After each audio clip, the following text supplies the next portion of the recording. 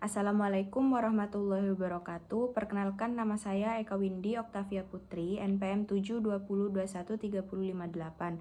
Pada kesempatan kali ini saya akan menjelaskan materi yang berjudul manajemen biaya bahan baku. Pertama yaitu definisi biaya bahan baku. Biaya bahan baku yaitu biaya yang dikeluarkan oleh sebuah perusahaan atau perorangan untuk memproduksi barang, yaitu mengolah bahan mentah menjadi barang jadi. Kemudian biaya bahan baku ini biasanya jumlahnya akan berubah-ubah tergantung pada pasokan barang,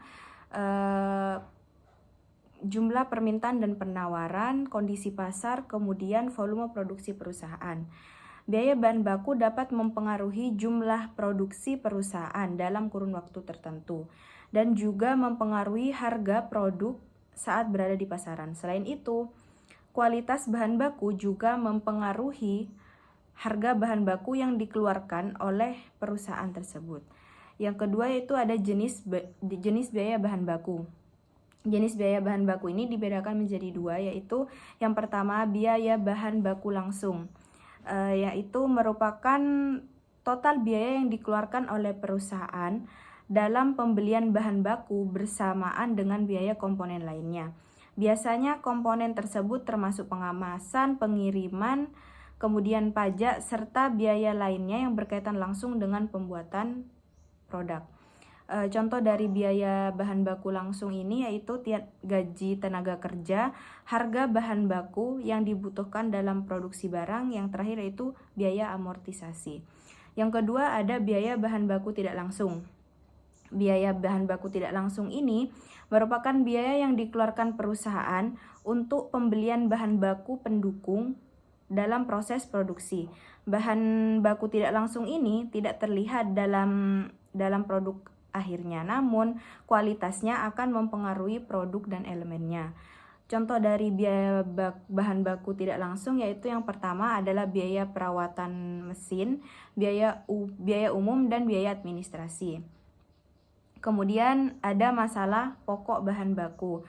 Menurut Mulyadi 2018 terdapat 3 masalah pokok yang berhubungan dengan bahan baku. Yang pertama yaitu produk rusak, merupakan produk yang tidak memenuhi standar mutu dari perusahaan yang telah ditentukan, yang secara ekonomis tidak dapat diperbaiki menjadi produk yang baik. Yang kedua yaitu ada produk cacat. Produk cacat ini tidak memenuhi standar mutu yang ditentukan oleh perusahaan, namun jika dikeluarkan biaya tambahan, barang cacat ini atau produk cacat ini bisa diperbaiki menjadi produk yang lebih baik. Kemudian yang terakhir yaitu ada sisa bahan. Sisa bahan merupakan bahan yang mengalami kerusakan dalam proses produksi atau proses pengerjaan.